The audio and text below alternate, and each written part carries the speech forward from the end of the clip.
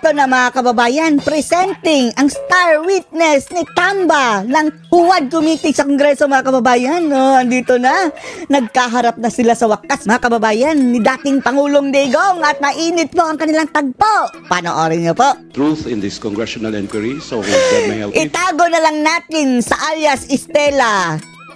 The oath has been administered, sir. Okay, thank Sige, you, umpisahan mo na, Trililing. Ang statement po na yon Go, na Trililing! peke po ang war on drugs Peke daw ang war on drugs sa dating ni Pangulong Duterte Digong. noong nakaraang administrasyon. Ito po At ay mga kababayan, bunga ha? nung nakalap. Ang dami yung pinagsasabi ni Trililing.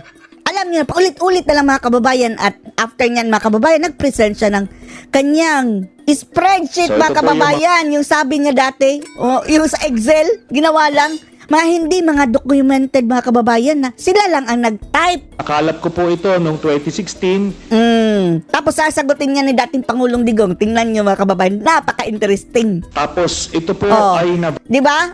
Tingnan niyo mga kababayan. Excel. Sila lang ang nag-type mga kababayan. Mayroon bang certified niyan sa bangko? Hindi. Sila lang ang nag-type talaga mga kababayan. Pakinggan nyo ang sagot ni dating Pangulong Duterte ha dito kay Trililing. Sige mga kababayan, bilyon-bilyon na ang pinagsasabi ni Trililing. Kaya naman ang sagot ni dating Pangulong Duterte. Ngayon, yung narration dito ni Ni Trililing alias Estela. hindi ko kilala itong taong to. Forgot his name.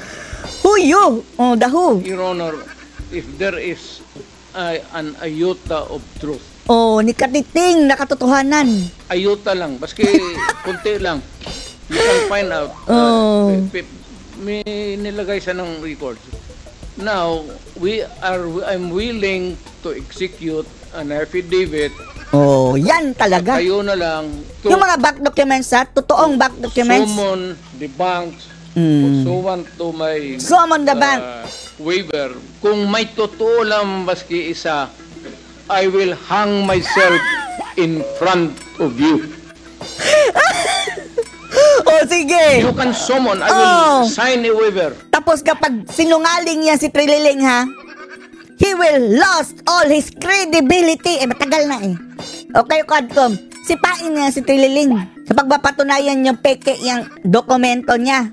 All banks. All banks. Pati yung BPI? World Bank ng Amerika. Pati World Bank. Kung may isang totoo lang, Central kiting, Bank.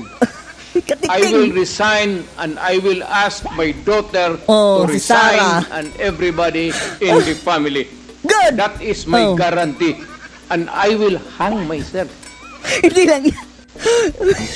Grabe.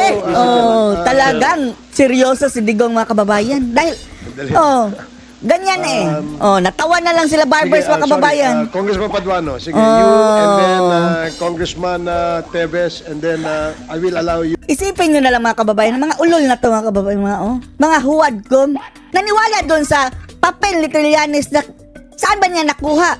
Wala pong perma mga kababayan na documented na talagang sa bangko iyon. Tinipe na yung kung sino-sino. You, Senator Trillanes, after the two members have spoken. Yes, Congressman Paduano. Thank you, Chairman, with the indulgence of Congressman Tevez. Ano to? Contempt by contempt. Contempt pa na naman si Duterte sa sinabi niyang hang. Baka ikaw ang hahang, ang unggoy ka. Presented so dong yung mga bank accounts. May I ask this good former senator, how did you acquire this? Mabuti naman at tinanong mo yan Karaps. Paduano. Nung campaign po noong 2016, meron pong nag-abot sa aming opisina. So kung inabutan ka pala namin ng ibang dokumento, maniniwala ka. Trililing. Kung sino-sinong mag-abot mga kababayan, naniwala. Na ang pangalan po niya ay Joseph De Mesa, in-identify niya. At saka hindi pa nga niya kilala mga kababayan. Naniwala agad. So sinabi niya, meron siyang mga dokumento na pwede namin tignan. Joseph De Mesa, tapos malamang siya lang din yan mga kababayan. So, kampanya po yon. Hindi po namin nabigyan ng atensyon until siguro a few weeks after, nakita ko po, yun pong... nakita niya, pwede ko itong gamitin pang propaganda. Nandoon, iba't ibang accounts. Then, kung mga idiot na mga quad ko mga kababayan, maniniwala dito kay Trillanes. papel, spreadsheet. Walang perma ng bangko.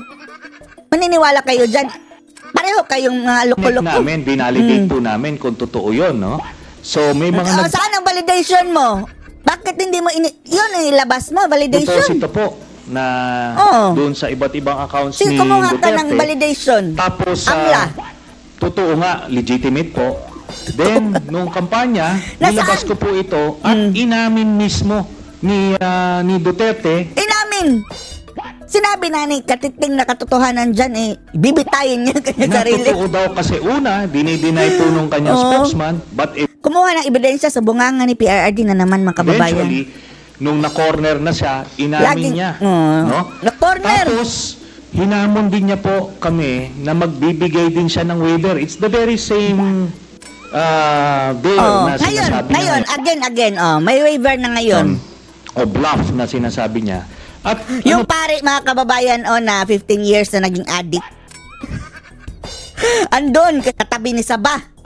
ako po ay nagpakita dun sa BPI branch na yon sa Julia Vargas. Pero siya po hindi sumipot. Ang sumipot Sino ka ba para siputin? Nasa Davao yan Napadala na abogado, special sa power of kanya, attorney. itong si Panelo. Ngayon si Panelo, wala pong dalang waiver. Certification, na certify nilabas ng niya bangko. special power of attorney na may specific conditions. Ngayon po, natapos na lahat yung Ngayon, kampanya mayroong waiver bago. niya, presidente na siya, ni ay ni oy, wala na po nangyari doon. Nihay, nihoy. Kaya ito po, inadmit niya na yan, mga dokumento na yan.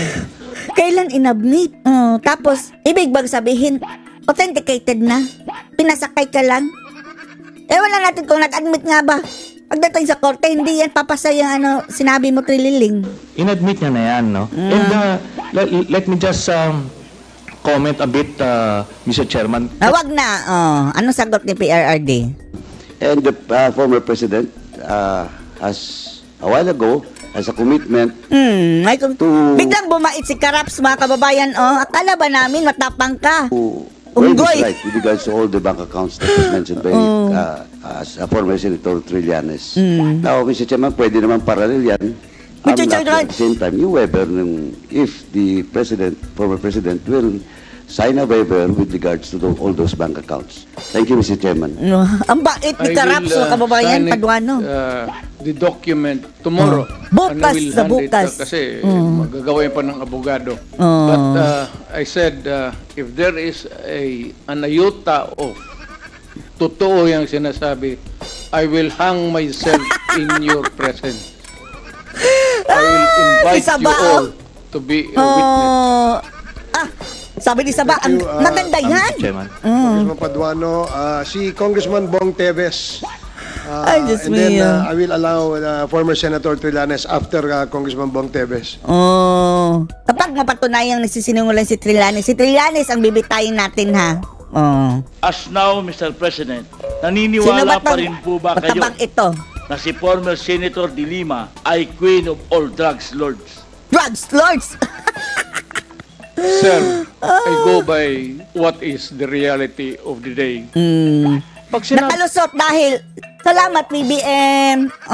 ng korte, inosente si Dilema, inosente si Dilema. Inosente lang siya sa korte, pero Wala tayong hindi talaga absolute na innocence na mga kababayanan. Pwede na nalusutan lang, legal. Gawa dyan. Kung magsabi ang korte guilty si Duterte, wala rin kayong magawa dyan. That's a Si Saba, si Saba, tingnan niya Saba. Akusa kay former Senator De Lima na siya ay isa sa mga queen ng Saba Queen! drug lord. Sir, saan mo narinig yan? Bigyan mo ako ng kopya. Saan mo narinig yan? A recording or a newspaper. Pangalawa, sir. Invento. Natuloy ang insuhin. Pero sabi ko kung if I'm lying or if my statements are False. falsely stated, or if there is an iota of magbigti ako. So,